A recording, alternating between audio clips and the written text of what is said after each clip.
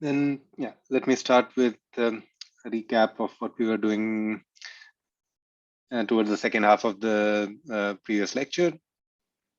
So we proved what are called Chernoff-Huffding bounds, which is yet another tail inequality. It's yet another way of trying to understand what is the probability that a random variable is maybe too far from its expectation. But this one is even more specialized. It only applies for, or at least the version we proved is for random variables, which are sums of Bernoulli variables. In general, you can prove similar bounds when you have sums of independent random variables, and the independent random variables are somehow maybe comparable to each other. And also there can actually be, you can prove many bounds which don't necessarily require independence, but some sort of slightly weaker version of it. So, but this is a simple enough case, which is often very useful in practice. So let's focus on this. And we considered a random variable z, which we defined as sum of x1 to xn, where x1 to xn were independent Bernoulli variables, not necessarily identical, to provide a little more generality to the treatment, although even the case for identical Bernoulli variables is extremely useful, even that very special case. And the way we stated these bounds was, if you have, let's say, the expectation of z as some number mu, which will just be equal to the summation of pi's, then we developed some bounds on what is the probability that z is at least 1 plus delta times its expectation. And this bound in general can make sense for any positive delta.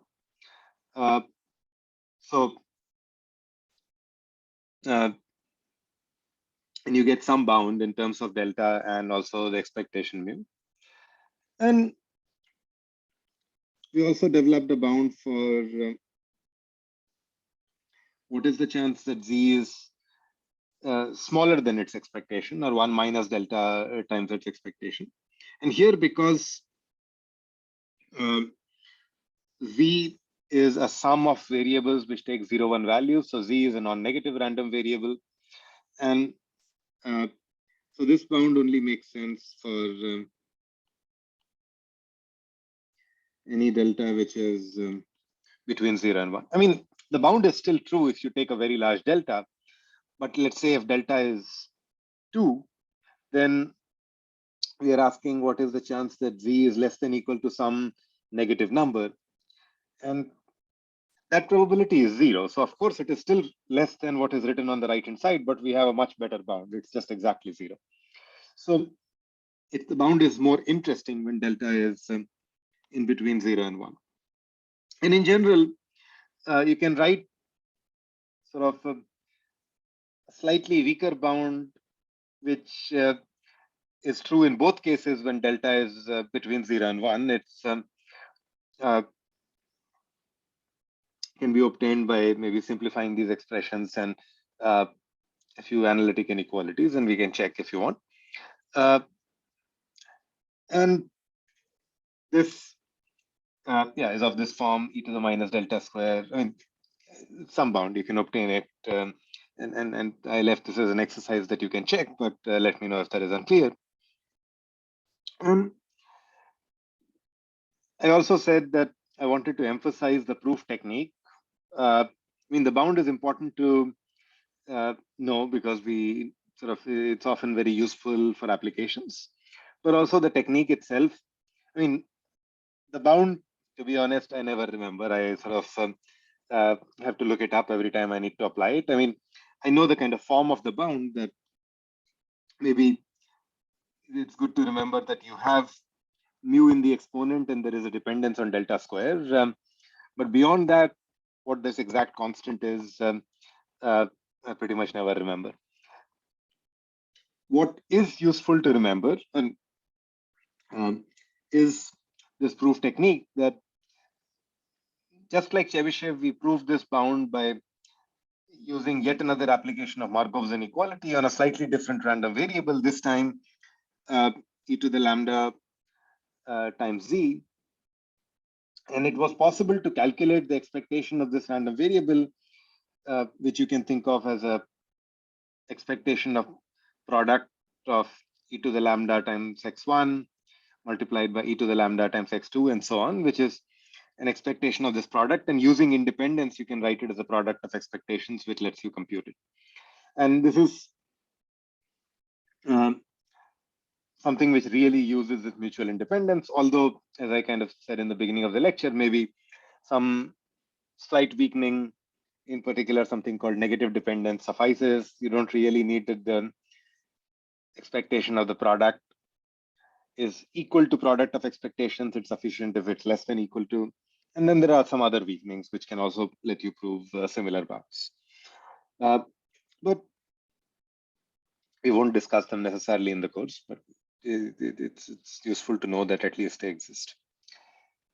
And just to remind you roughly the kind of bounds you obtain. So this is again a prototypical case of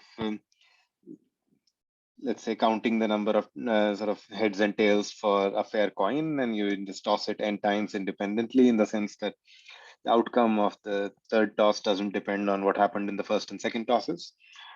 And we saw that if you just use Markov and the fact that this is a non-negative random variable, the number of heads in n tosses, you can get some bound on the probability that there is significant deviation from the expected value, which is n over 2. But the bound is relatively weak. But it uses very little information. It only uses the knowledge of the expectation of the random variable. Okay. And Chebyshev's inequality gives us a better bound.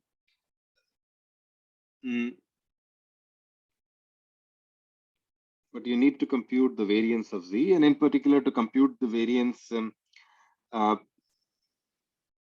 we used pairwise independence. So we use some form of independence, but a weaker one than what is available. I mean, x1 to xn are mutually independent, not just pairwise independent. And I also left it as an exercise to see if you can find even 3 random variables which are pairwise independent but not mutually independent. So in general, pairwise independence is strictly weaker. And here, if we really use, if we can compute expectation of e to the lambda z, for which we use mutual independence,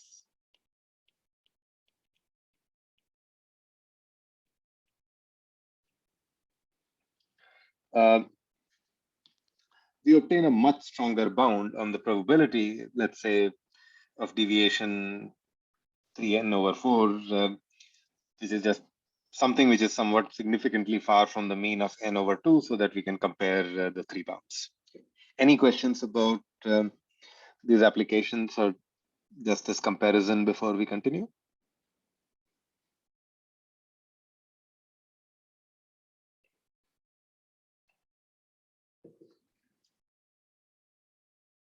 Okay. I'm hoping you can still hear me okay, but if at any point that changes, do let me know. Let's see if we can try and fix it.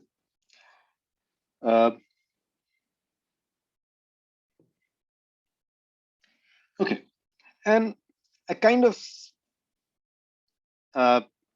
said last time that, I mean, in some sense, it's reasonable to ask,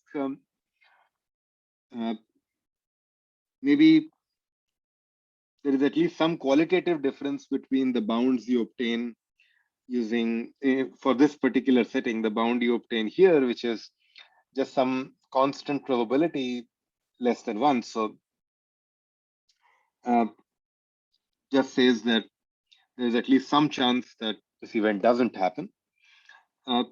Whereas the bounds you obtain via Chebyshev and Chernoff Hoeffding are both tending to 0 as n goes to infinity. So it tells you that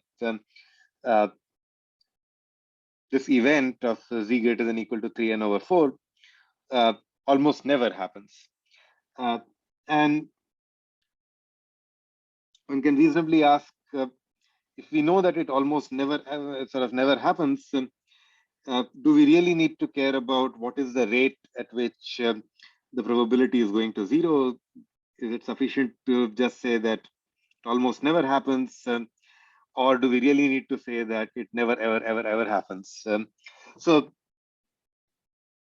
how, I mean, sort of how strongly do we need to drive down this probability? And it might not matter for analyzing this particular event of maybe z greater than equal to 3n over 4.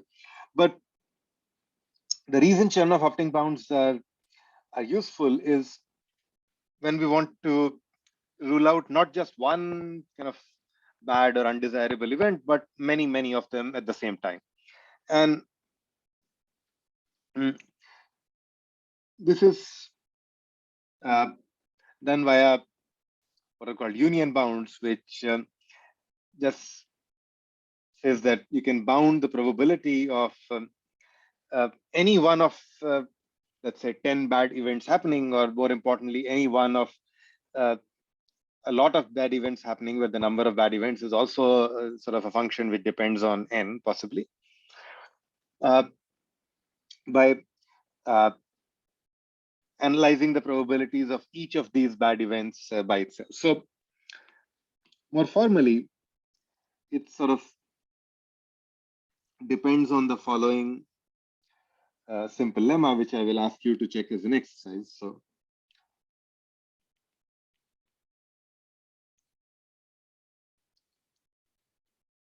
if you have two events, A1 and A2, then the probability of A1 union A2 is less than equal to the probability of A1. Sorry, I've been using square brackets for probabilities.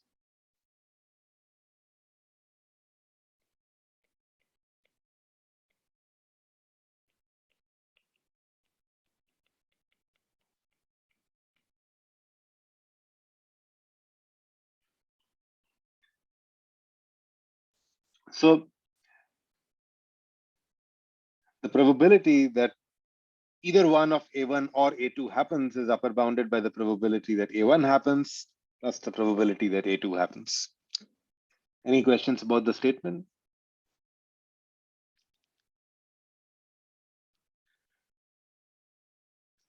Okay, so that's something to try and prove using your knowledge of how we define events, how we calculate probabilities using some probability measure over the outcome space, etc. But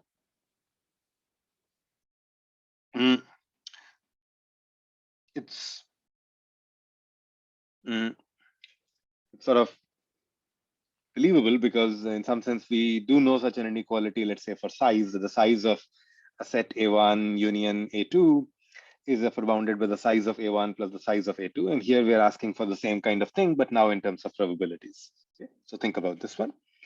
And this simple kind of observation is the workhorse of, is sort of, when combined with the Chernoff Hoeffding bounds, is powerful enough to sort of analyze many interesting phenomena, because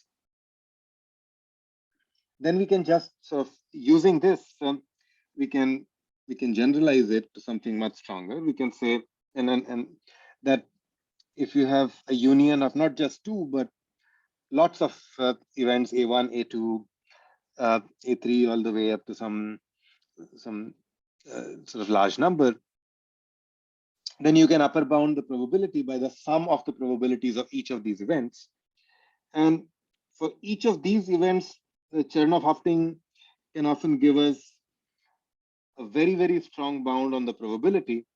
So even when you sum up many of such terms, the final bound is, the final quantity is still not too large if you can get a really strong bound on each A1, A2, etc.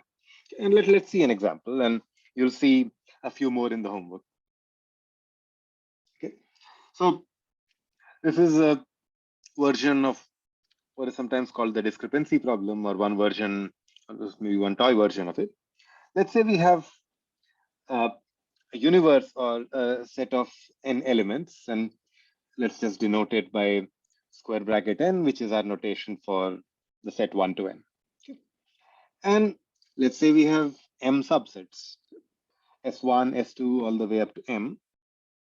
And think of m as a growing parameter, possibly a fairly large function of n. And the sets can be overlapping. They're not necessarily disjoint subsets, as maybe shown in this picture. And the goal is to, let's say, color the points in our universe, or sort of color our points in the set 1 to n, let's say with red or green or two colors, such that each set Si is as balanced as possible. So the number of red elements in any set is roughly equal to the number of green elements in any set. Note that the coloring is for the elements in the universe. We don't get to look at the subsets S1, S2. I mean, we look at them, but it's not that we get to choose a different color for some element when it's in S1 or when it's in S2. I mean, if you choose a color for, let's say, this element, and let's say if you color it red, then it will contribute red to every one of the sets it participates in. So in particular, it will contribute red to this set and this set. On the other hand, if there is some element which you kind of choose to color green, then it's going to contribute that color to every one of the sets it participates in. Okay. So in general, it's not clear whether we can kind of obtain a coloring such that in general you have this kind of balance property, but this is it's called the randomized bound on discrepancy, that using Chernoff-Hoeffding bounds, you can fairly easily show that such a coloring is possible. And again, this is used as kind of as a toy model for many problems in which you want some sort of kind of balanced allocation or equidistribution kind of property. And this is a way to abstract that out as a toy problem. And the randomness analysis applies to many problems where, yeah, you have some kind of sort of representative sort of tests, and you want to kind of assign values in such a way that these tests all, I mean, think that what you are giving them is highly balanced. So these sets S1 to SM are some kind of tests. And the analysis sort of, these can also be hypotheses in a learning problem. These can be predictors when you're trying to analyze data. And so, yeah, this can be a variety of objects. Okay, going back to our problem, let's rephrase it a bit. Let's write it in a slightly different way. So instead of red or green, let's think of 0 or 1, just because we can do arithmetic with numbers. Let's say 0 stands for red and 1 stands for green. It doesn't matter which is which. And in this language, for every set S1, S2, or in general S sub L, let's say the number of green elements is the summation of xi's for all I which are in that set. So, and the number of red elements is just the cardinality of the set minus the number of green elements. And so our goal of every set being balanced can be stated as in every set, the number of green elements is roughly half the size of the set. Okay. Is that okay? The translation, it's so far a rephrasing of the problem.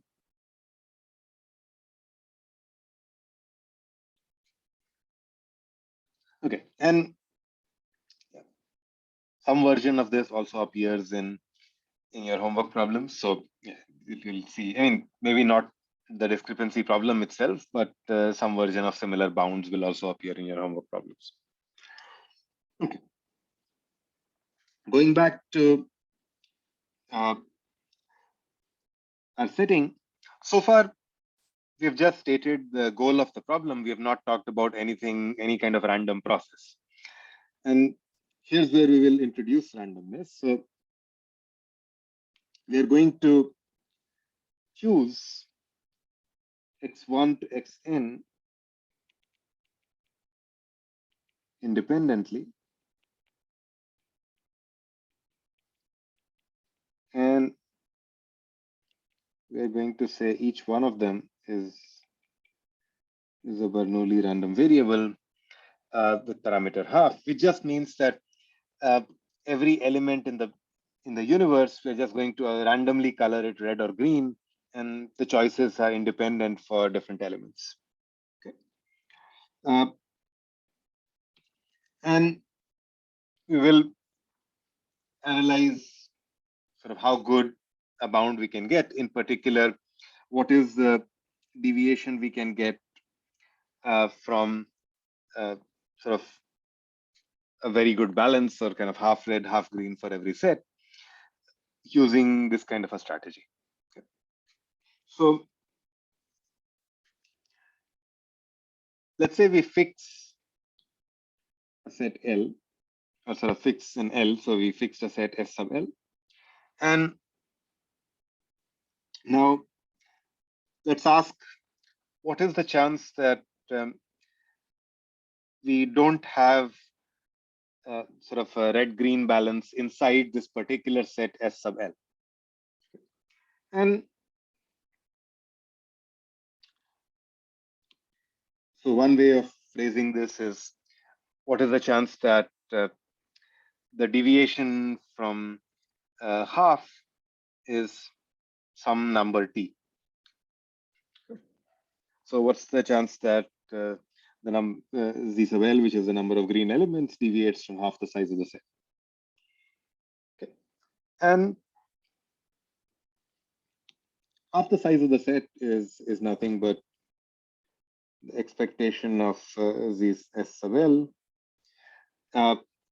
which is a sum of independent Bernoulli random variables. So we can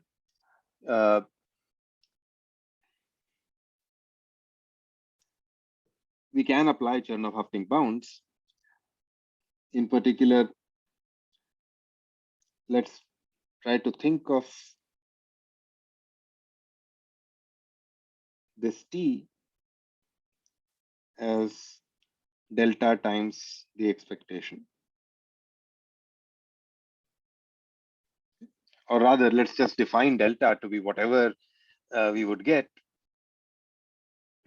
dividing t by the expectation. And from Chernoff-Huffding bounds, we know that this probability is at most e to the minus delta square times the expectation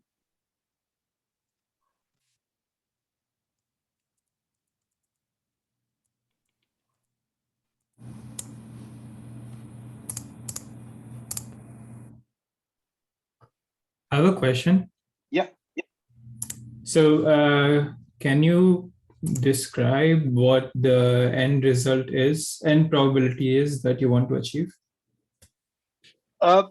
Actually, here I'm less interested in the end probability. I'm more interested in what is this parameter t that I can achieve, or how small can this parameter t be, while the end probability is still something less than 1. I mean, or ideally maybe even something which goes to 0. No, but like your goal was to, let's say, color points such that each SI is balanced, right? Is almost balanced, and Almost balanced. So you want your ZSL to be close to be SL over 2.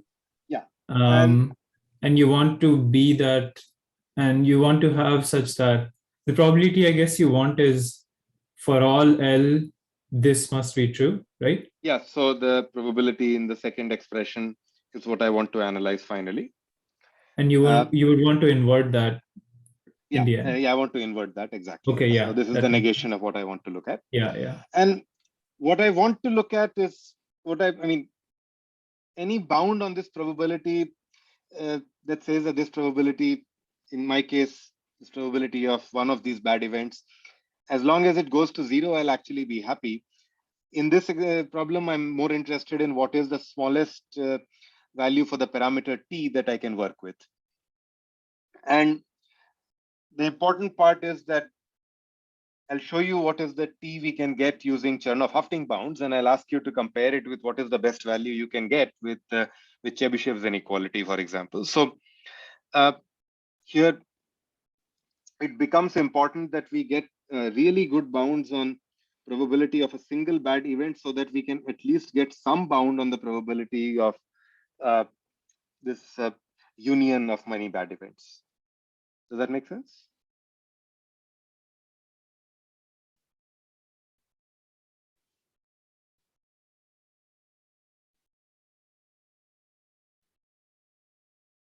Yes, no? Was it Anmol who asked the question? Oh, yeah. Okay. Okay, but let's calculate this probability. It's and okay. Is the application of Chernoff-Huffding bounds okay? I kind of just use the Chernoff-Huffding bounds for both side deviation, sort of greater than 1 plus delta times mu and less than 1 minus delta times mu. Both of them have an expression of this type when delta is between 0 and 1. So I just put a 2 in front. And delta is between 0 and 1. You can check that because we are looking at deviation from the size of the set divided by 2. And the maximum you can go is the size of the set itself, which is 2 or 1 plus 1 times the expectation. So delta is between 0 and 1. And then simplifying it, or just kind of plugging in the expressions, you can check that this is 2 times. We just defined delta to be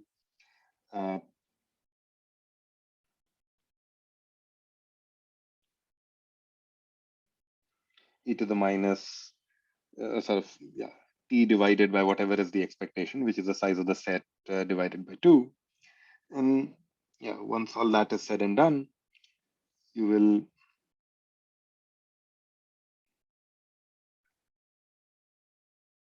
that's minus 2t squared divided by 3 times the size of the set.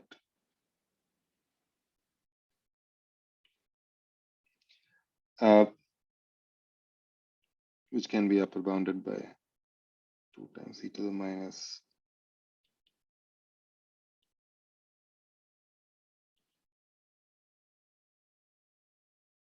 Here I'm using n as an upper bound on the size of the set. If you know a stronger upper bound, you can often improve.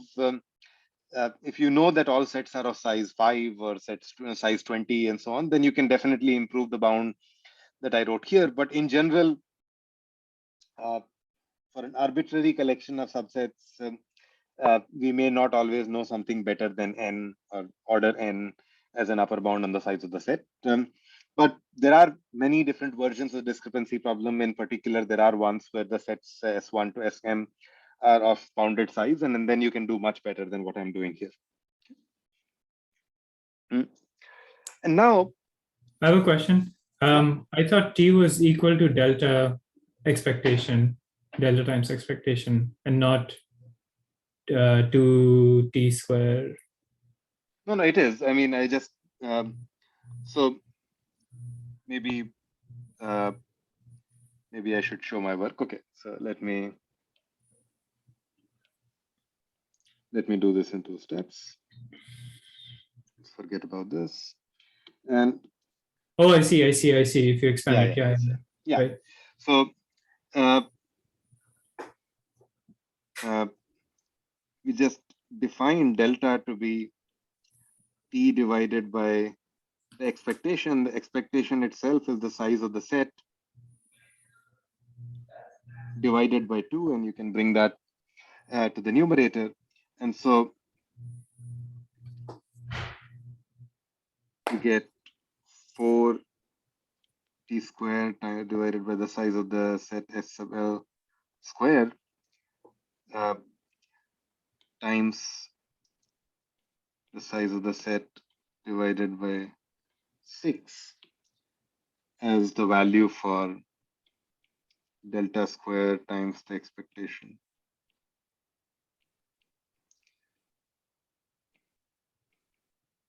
And yeah, that's what I plugged in the exponent. Okay. So, okay, keeping that bound, the probability that one of the m bad events happens, one for each set S1 to S sub m, is just the sum of the probabilities over all sets. And for each set, we obtained a bound, which we wrote in a way that it doesn't really depend on which set we are talking about, because we kind of got rid of the size of the set. So we got a bound of the form 2 times m times e to the minus 2t square divided by 3n. And in particular, you can check that this probability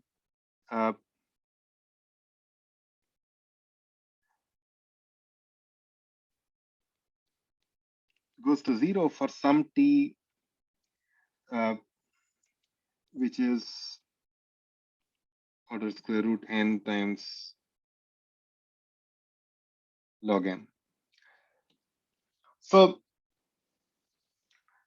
let's say if the subsets S1 to S sub n are reasonably large, let's say they are of size n over 3 or n over 5 roughly. So they're fairly large compared, which is what I was using in computing my bound. So this is where the bound will kind of make sense. Otherwise, we will, if we know a better bound on the size of these subsets, then we will use that and obtain a better bound on T. But going back, if this the size of the sets S1 to S sub m is roughly comparable to n, or is theta n, then we get a deviation, or sort of we get to say that all sets are balanced up to an error of roughly square root n times log of the number of sets that we are dealing with. So even if you have, let's say, exponentially many sets, let's say even if you have 2 to the n over 1,000 sets, you can still get some interesting bound here. Or if you have, let's say, 2 to the root n sets, then you get a fairly sort of strong bound out of this expression. So even if you have many subsets which you want all of them to be simultaneously balanced, Chernoff Hoeffding bounds will still let you obtain some strong sort of value for the parameter t, such that you have the balance up to an additive t. Okay. As an exercise,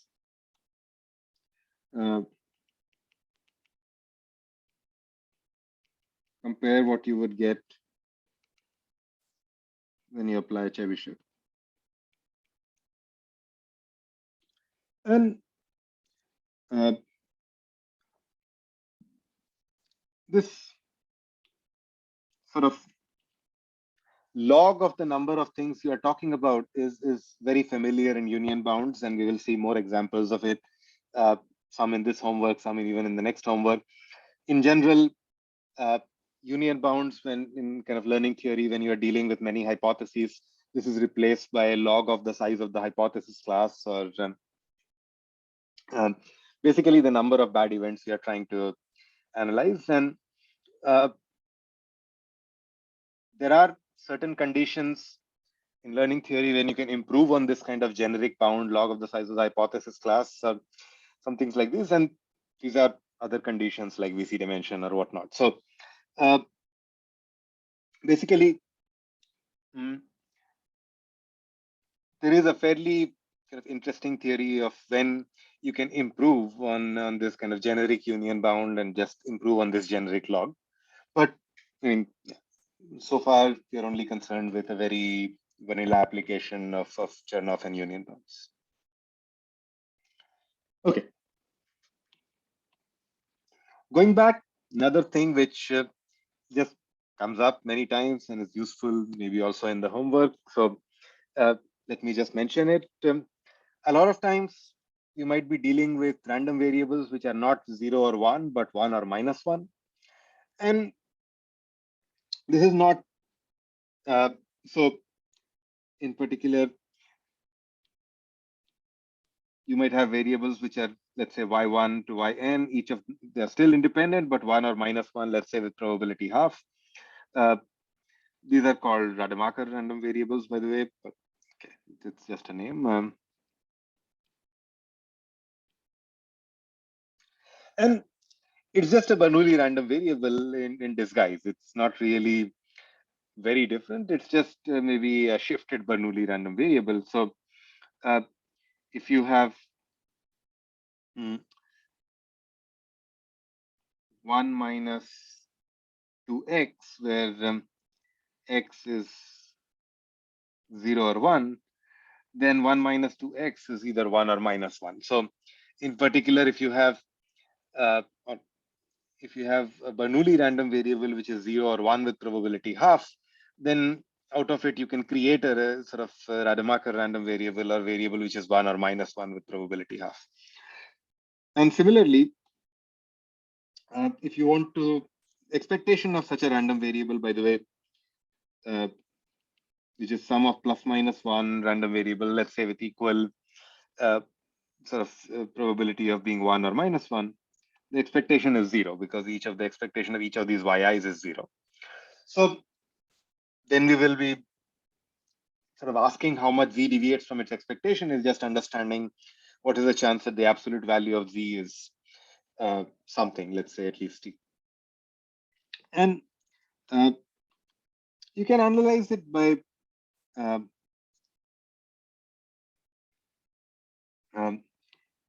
equivalently thinking of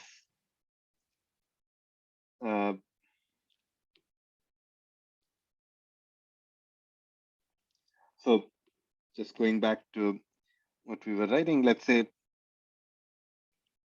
if you have x which is 0 or 1 and y which is plus or minus 1, then you can go from sort of x to y, or you can go in the other direction. So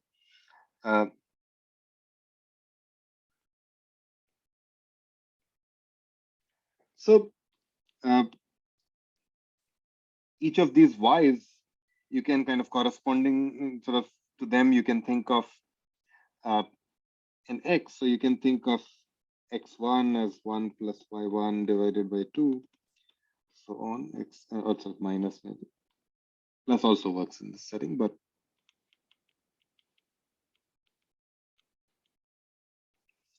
these are Bernoulli random variables. These are in sort of independent random variables which are 0 or 1 with probability half.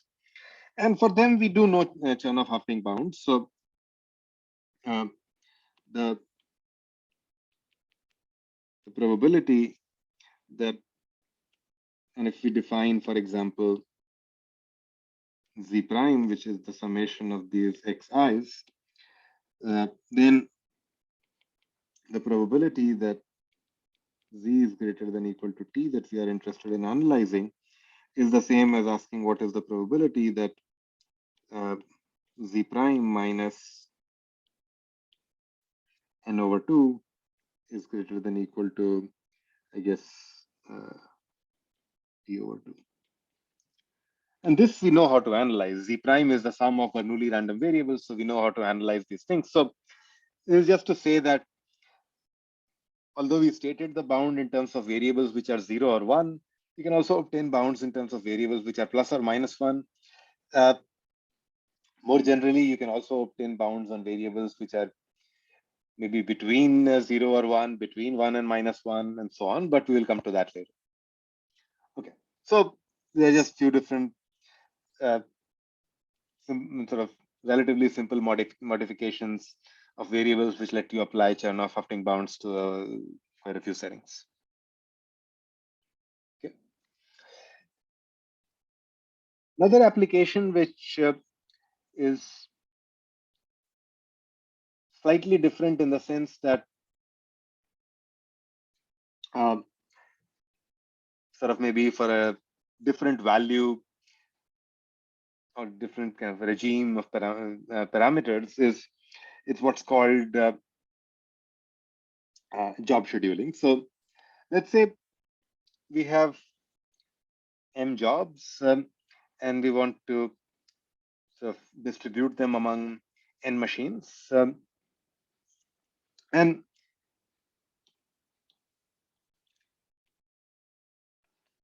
it's even interesting to just think of the very special case where m is equal to n, and it lets you relatively conveniently analyze what happens to a generic scheme. If I tell you m is equal to n, sort of a very simple thing you'll tell me is just kind of go one by one and assign one job to each machine, and then we will sort of assuming that the goal is to minimize the load on the machines or to minimize the maximum number of jobs assigned to any machine. Okay. But we can do this if we know that there are exactly, or sort of there are roughly n jobs, and let's say if we know the jobs ahead of time. A typical setting is where we are, let's say, trying to route packets, and this kind of router is trying to choose between a few different paths where we are trying to do some sort of online allocation, where we are trying to kind of cache pages in memory. So in many different ways, you're trying to kind of process requests as they come.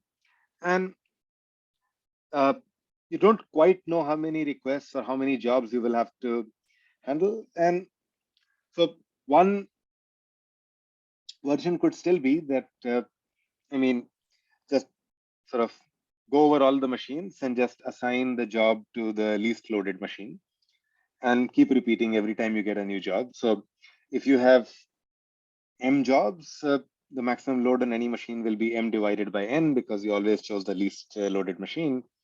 And this still requires you to remember what is the load on all the n machines, and sort of whenever a new job comes, you have to kind of go back and look in your book and see which is the least loaded machine and send the job to that one. But if you're really trying to do this in kind of hardware, or if you're trying to do this in sort of relatively fast implementation, you don't want to have to store that much information for the allocation process.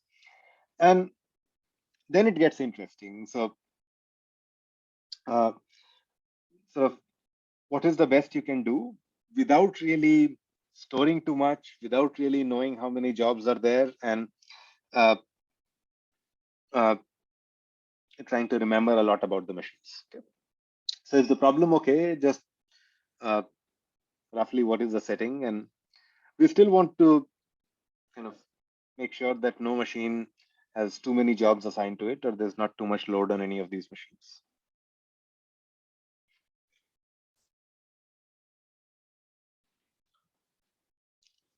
Okay.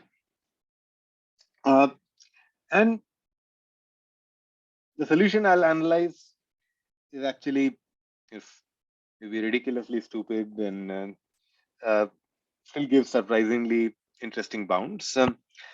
It's just that anytime you get a job, don't worry about remembering anything, just assign it to a random machine independently at random for every job. So every time you get a job, just independently choose one of the n machines and assign the job to it. And this is often thought of just there are many processes which are analyzed this way. A common way of thinking about it is balls and bins, that each of these jobs is a ball, and every time you sort of get one of these balls, you throw it in one of these n bins at random. Okay. So these are balls and these are bins. Okay. And yeah, a much more surprising solution to this problem, which we won't analyze in the course, but I'll link through the lecture notes, is what's called the power of two choices. So my current proposed strategy was just when you get a new job, pick one machine at random and just assign the job to it. An almost equally simple strategy, which gets significantly better bounds, is pick two bins at random and assign the job to the sort of bin which is, or sort of pick two machines at random and assign the job to the one which is less loaded. Okay, so you still don't need to know too much. You just kind of trying to look at the load on two of the machines, but it's a strategy which actually gets much closer to the full memory strategy, which tries to remember everything about every machine. And this can also be analyzed using Chernoff bounds, but a more delicate and sophisticated analysis. You can find it in the Midzenmacher and Upfall book, which is mentioned on the course. I will also mention some links on the page. This was sort of, this and variants of this were part of Midzenmacher's PhD thesis, and it's a sort of surprising and very powerful application of Chernoff-Huffding bounds. Going back, let's analyze a simple strategy. So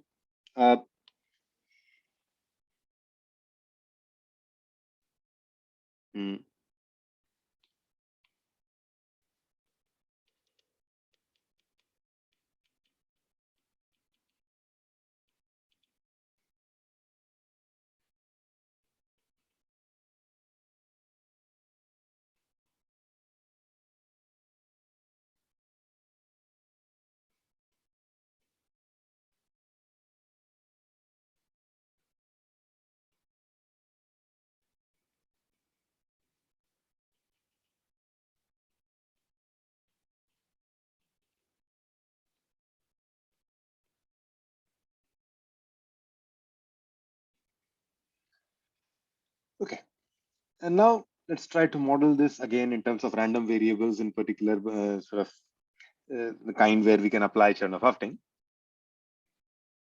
So let's think of xij as an indicator random variable for the event that job I goes to machine j. So now there are not n Bernoulli variables, but n times m random variables. So we have x11, x12, dot x1 n. Similarly, so the variables x11, x12, and so on correspond to the first job. Then we have x21, x22, and so on, all the way up to x to n. And then we have a collection of random variables x31, let's say up to x3n, and so on and so forth. Okay. Are the random variables x11, x12, and so on, or the random variables in the first row here, are they independent?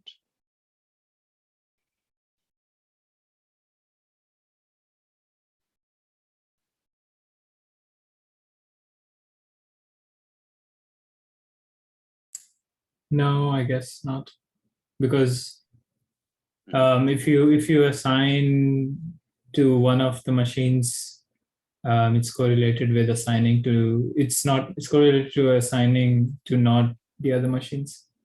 Right. So, in fact, in each row, exactly one of these is 1 and all others are going to be 0. Because in each row, xij tells us whether job I, so if I is the index of the row, it tells us whether job I goes to machine 1 or 2 or 3. And the way we defined it, we are only going to assign it to one of the machines. So only one sort of entry in each row is going to be 1, and every other entry is going to be 0. So in particular, if you condition on x11 being 1, it really changes what x12 to x1n can look like. In particular, they will all be fixed to 0. Okay. On the other hand, the columns are independent. So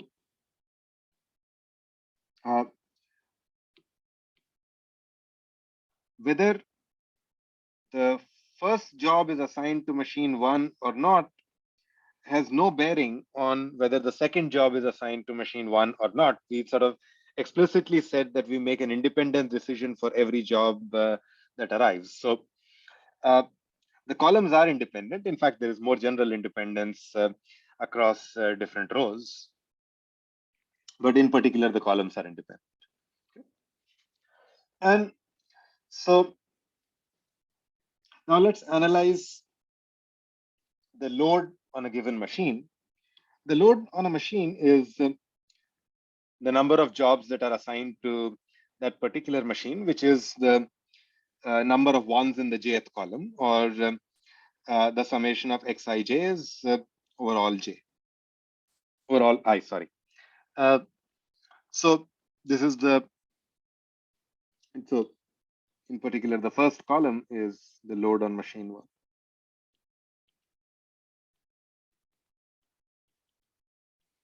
And so on. So, the load on a given machine can be thought of as a sum of independent variables x11, x21, x31 in this case, independent Bernoulli random variables, because these are all variables which take values 0 or 1. The next question is, what is the parameter, or what is the probability that one of these variables is 1? Okay, so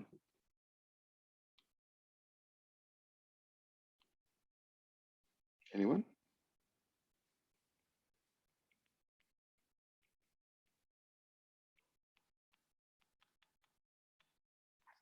With what parameter?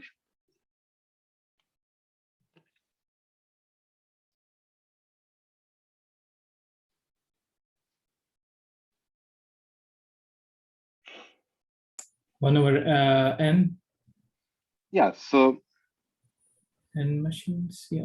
Yeah, the n machines, we choose one of them at random. So probability that, let's say, x11 is 1 is 1 over n. And so there's 1 in n chance that I assign it to the first machine.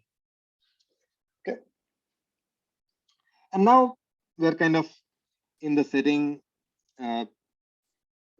we like. So the load on a given machine, on a fixed machine,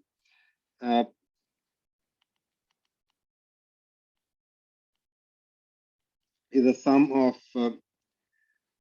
Bernoulli independent Bernoulli random variables. In this case, each of them with parameter 1 over n. And so the probability,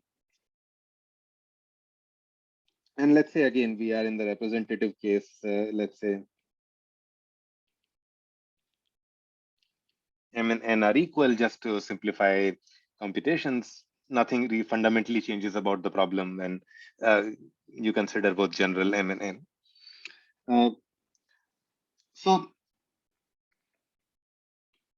in this setting, the expectation of Z sub j, which is m over n, is just 1. It's the sum of m Bernoulli variables, each with expectation 1 over n. So it's m over n, and it becomes 1 when m is equal to n. So it's particularly simple to handle. And the probability that Z sub j is greater than or equal to t, and in this case, t can be thought of as t times the expectation, because the expectation is 1. So you can think of this is the probability that it exceeds 1 plus delta times the expectation, where delta is just t minus 1. And we know from Chernoff Hoeffding how much this is. It can be upper bounded. Now, delta is potentially a large number. We are thinking of t as something which is larger than 1, because this is a kind of bound we are hoping to prove on the load on a given machine. Bound on the load between 0 and 1 would be too strong. It would basically be a bound of 0. So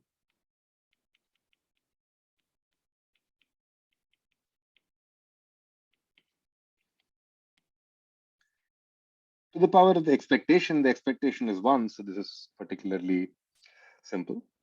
And delta was t minus 1. So we get e to the t minus 1 divided by t to the t.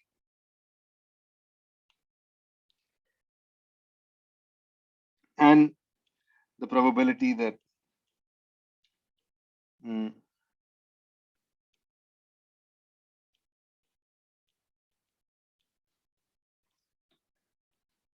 one of these n bad events happened, or any machine has a load greater than t, is this. You can check that, let's say for t, which is, let's say, equal to 3 times ln n divided by some log n, the probability that there is a machine which is too loaded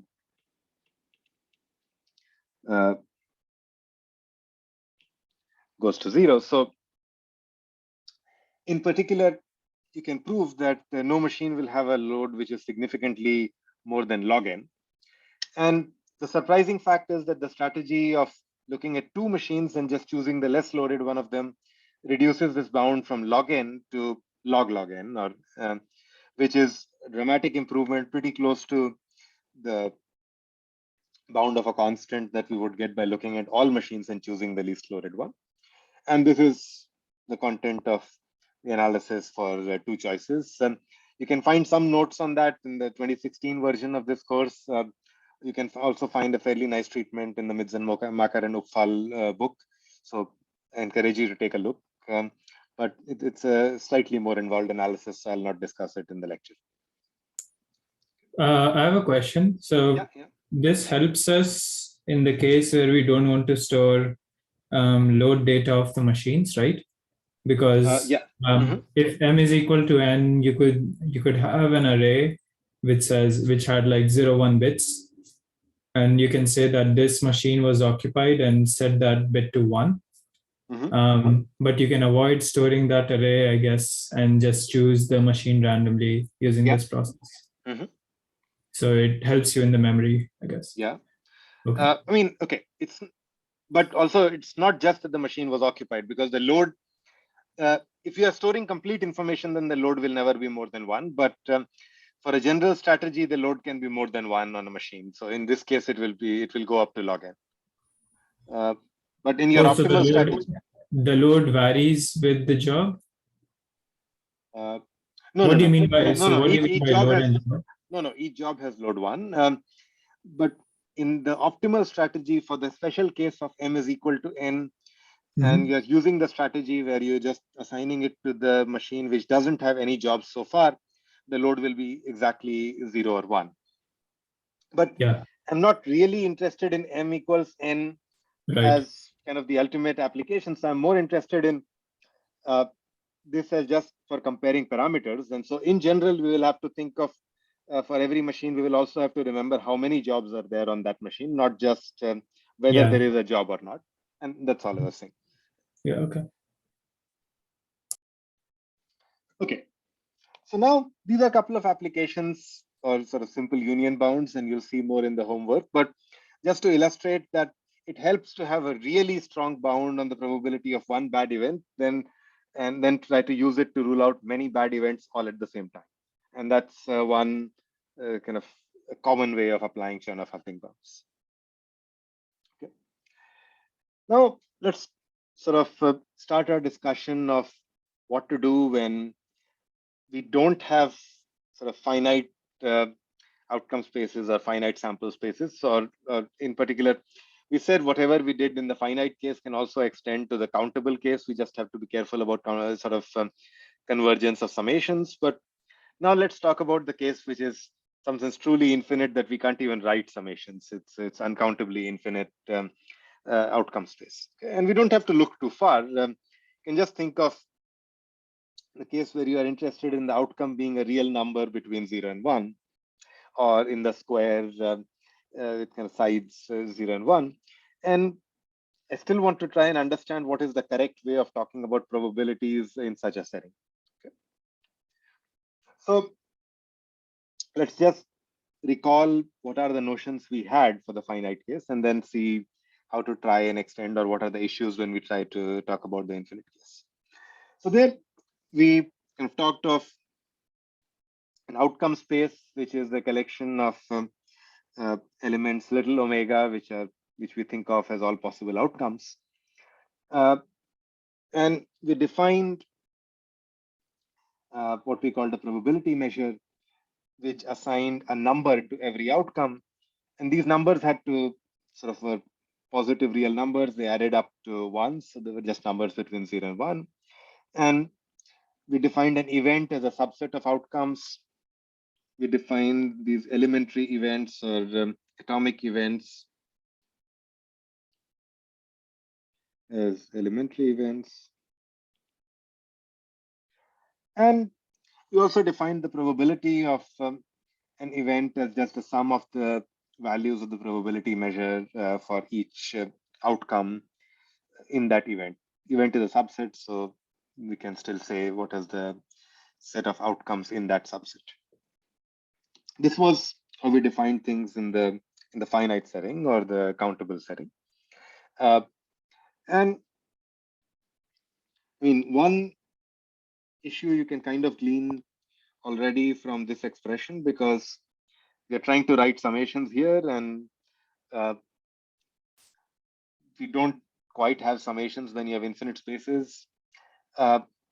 Maybe you can say that, well, just kind of the right kind of integrals and so on. But actually, this is a more fundamental issue. I mean, when we do an integral, we integrate with respect to a measure, and it turns out that this is about defining the measure.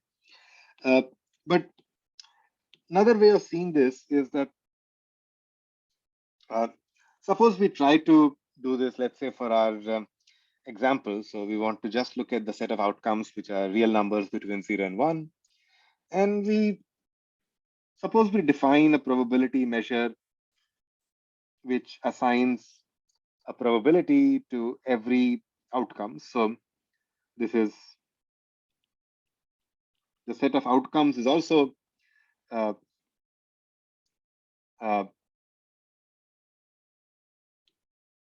interval 0 to 1. So let me write it in different colors just to sort of clarify that the first 0 to 1 is a set of outcomes, and the second 0 to 1 are just real numbers, which are probabilities. And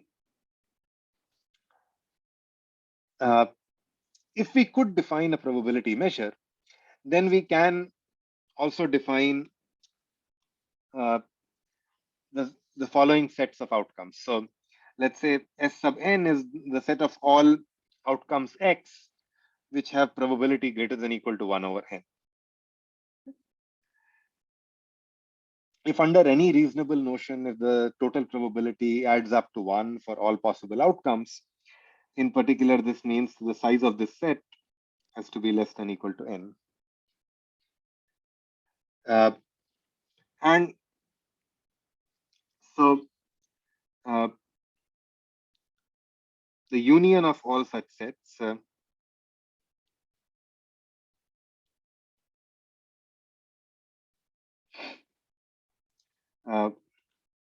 is countable,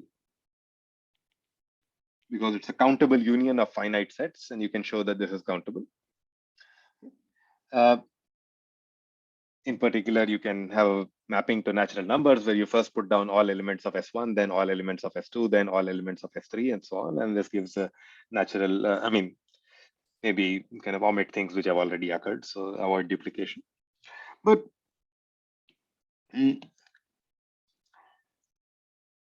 so the union of all these subsets is countable, but then any outcome such that mu of x is positive has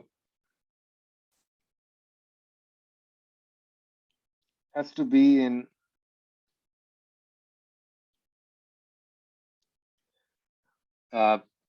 one of these sets S sub n, because if mu of x is some positive number, then it's greater than or equal to 1 over n for some n.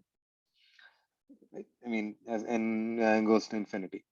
So that means that even if you're trying to define a probability measure for this uncountably infinite set of real numbers between 0 to 1,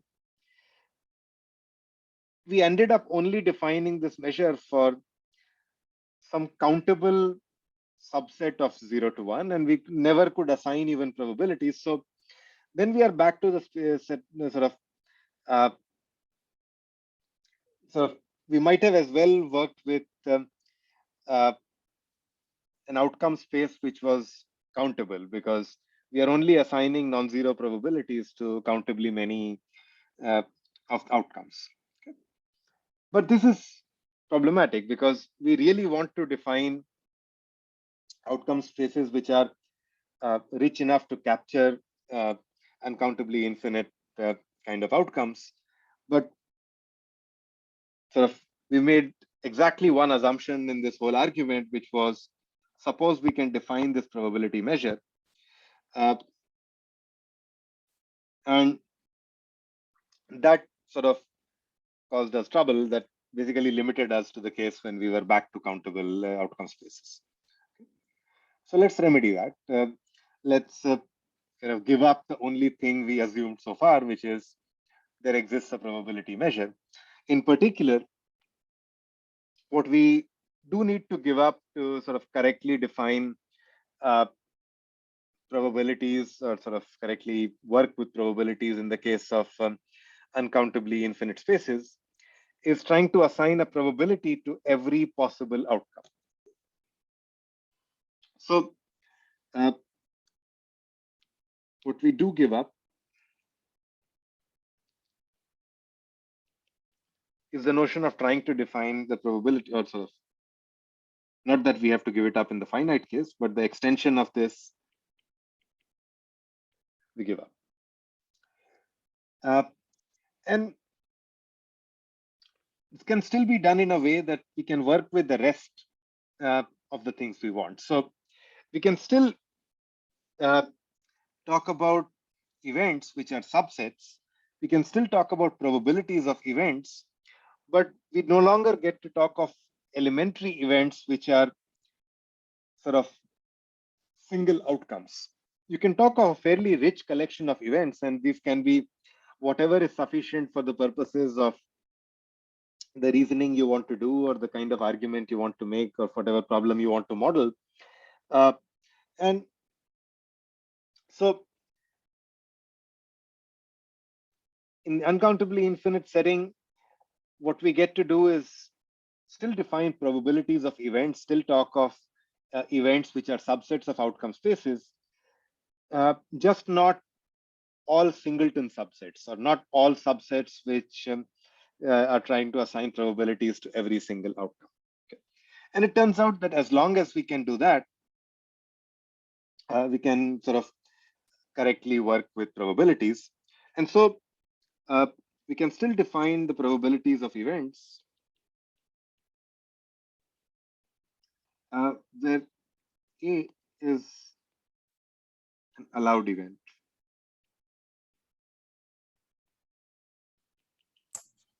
I have a question. Yeah. So in this way, if you don't allow the probability to be defined on singleton events, so let's say X was an outcome, and you don't have this set of X allowed as an event, Yeah. then you could extend this to saying, if let's say A had two outcomes, Okay. the probability of that event would be the union of the probability of the first one and the probability of the second one. And so Sure. both are not allowed. And so this one is also not allowed. No. So what you are saying is that if two outcomes are individually not allowed, then their union is also not allowed.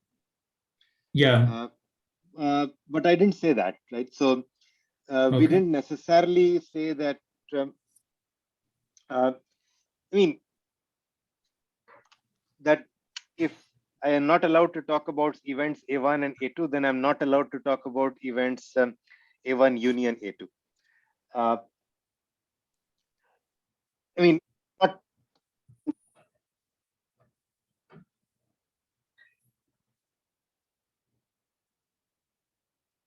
the other side is kind of important, that if I'm allowed to talk about A1 and I'm allowed to talk about A2, then it makes sense that I should be allowed to talk about A1 union A2.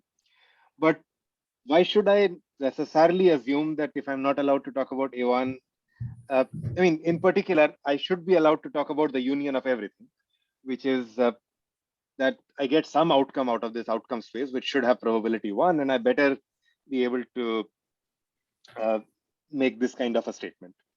So it should not be true, or it sort of is not necessarily required in any kind of logical system, that when I cannot talk about A1, I cannot talk about A2, I cannot talk about A1 union A2. Maybe A1 sort of, maybe I'm allowed to talk about some notion of kind of sufficiently rich events, and maybe A1 and E2 are not sufficiently rich, but when I take a union of many of such things, I get a sufficiently rich event. Does that make sense? Yeah. Okay. So good. So let's get down to some collection of sufficiently rich collection of events, or sort of which is called a sigma algebra or a sigma field. So what we want is maybe roughly what we were alluding to previously, that script f, which is a collection of subsets. So 2 to the omega is just a notation for the power set of omega, or the collection of all subsets of omega. And script x is just, instead of calling it a set of subsets, let me just call it a family of subsets, just to distinguish subsets of omega from subsets of the power set. So script f is a family of subsets, and we call it a sigma field or a sigma algebra if it has the following property. So this is the set of allowed events, or this is the family of allowed events rather. The empty subset is an allowed event. So I can say the empty outcome, which just has probability 0, or intuitively should have probability 0. If I can talk of an event, I can talk of its complement. So if I'm going to say what is the probability that A happens, I should be also able to say that what's the probability that A did not happen. And if I am able to say that A1 happened, and if I'm able to say that A2 happened, then I should also be able to say that A1 union A2 happened. Actually, you need more. What you really need is, if I'm able to say that A1 happened, if I'm able to say that A2 happened, or A3 happened, and the same for a countable family. then I'm able to take a countable union of these subsets of these events and still talk about that event. Okay. Why is the uncountable union not allowed? Excellent. So if if I start allowing uncountable unions, I will actually start running into the same kind of problems, and I'll include this in the notes. But I mean, pretty much the same issue which we had earlier when we were sort of trying to define probability of every point. Once we start allowing uncountable unions, we will start running into these kind of issues. So in fact, there are many choices here, right? We can only allow finite unions, which follows from what I wrote down. We can allow countable unions, or we can allow uncountable unions. And there is like a hot debate between all three of them. We know that if you try to allow an uncountable union, you will run into problems on trying to define this correctly, and you will lead sort of the existence of such an object will lead to contradictions. We'll see what the object is in the next half when I say what is how to define probabilities. But uncountable unions does lead to an issue, and I will include this in the notes, an example to kind of illustrate it. There are kind of different schools of thought where you want to talk about only finite unions and only countable unions. And these are two ways of developing the axioms of probability. And the more common one, which is used pretty much in every sort of work you will see, is countable union. But there is also kind of a school of thought which only tries to work with finite unions. So yeah, this is a choice we made. It's not by any means sort of the only way to think about it. Okay, that's a good question. I'll include a somewhat detailed answer in the notes. I'll not develop that example right now in the lecture because I don't have enough time. But yeah, we can also talk offline if you want later.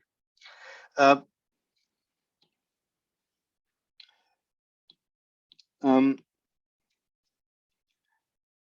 now the probability measure, or sort of we will talk of probability, is not of outcomes but of events. So the probability measure will no longer be a function from the outcome space. It will no longer be from omega, but from this kind of family of events, and will assign a number or a probability sort of between 0 and 1 to each such event. So it will be a number from the sigma field or sigma algebra to 0, 1. Okay. We kind of already said that the empty event should have probability 0. It's also true that, again, going back to a natural interpretation, we want the probability of a complement of an event to be 1 minus the probability of event A. And we can talk of A and A complement at the same time. So this is well defined. And now we also want to say something about maybe, again, sort of multiple events and in terms of unions or a countable collection. But in general, it's not clear what the probability of a union of events is in terms of one event. So, or in terms of these individual events. But we do know how to get this for disjoint ones. So let's say we have a countable collection of disjoint events. Events are subsets, so we can talk about disjointness.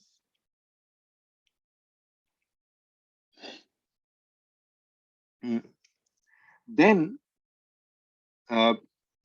because it's a countable collection, we can also write summations now.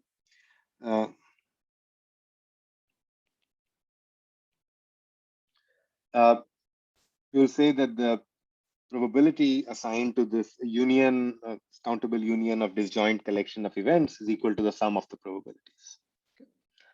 And a function which satisfies these conditions is what is called a probability measure. This is some object which will let us sort of in a consistent and correct way talk about what are probabilities of different events from a sigma algebra or a sigma field. Okay. Let me just take one more minute and say that we still would like to define things like we have some uniform distribution over 0 to 1 over the interval 0 to 1. And what we sometimes think of as the uniform distribution is saying that every point in the interval 0 to 1 is equally likely. But actually, we just said that we don't know the likelihood of a point. We can't even talk about the likelihood of a point. We don't know how to define the likelihood or the probability of an outcome, which is a point. What we know is, so one way of trying to capture what a uniform distribution is to say that if you have an interval from A to B, where let's say A and B are between 0 and 1,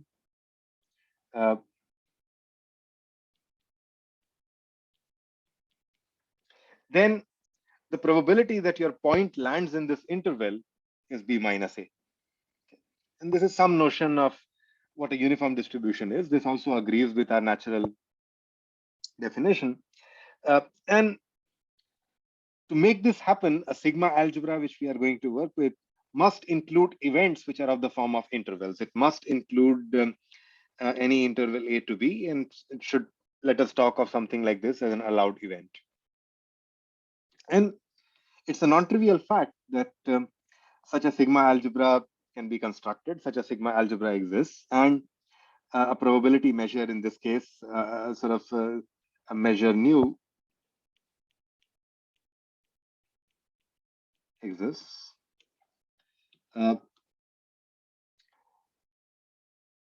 This sigma algebra is what is often called the Borel sigma algebra. Can be defined over reals, over R square, over R cube in general, where it connects all kinds of intervals or boxes, etc., which are natural things we often think about as events. And the fact that such a measure exists is also non-trivial. It's called the Lebesgue measure. And it's also, I mean, this was Lebesgue's PhD thesis showing that such a measure exists. So it's not a completely obvious fact that something like this can be done, but it can be, and we use it a lot, sort of all the time. But I just wanted to emphasize that it does require we do need some care to properly define it and even to show its existence. Okay. Let me stop here for now, and yeah, so we'll continue this next time. Just a reminder, there is no lectures next week. It's the Thanksgiving break, so we'll talk about random variables and continue and specific kind of random variables over uncountably infinite spaces on the 30th after the Thanksgiving break. Have a good break, everyone, and I'll stop here.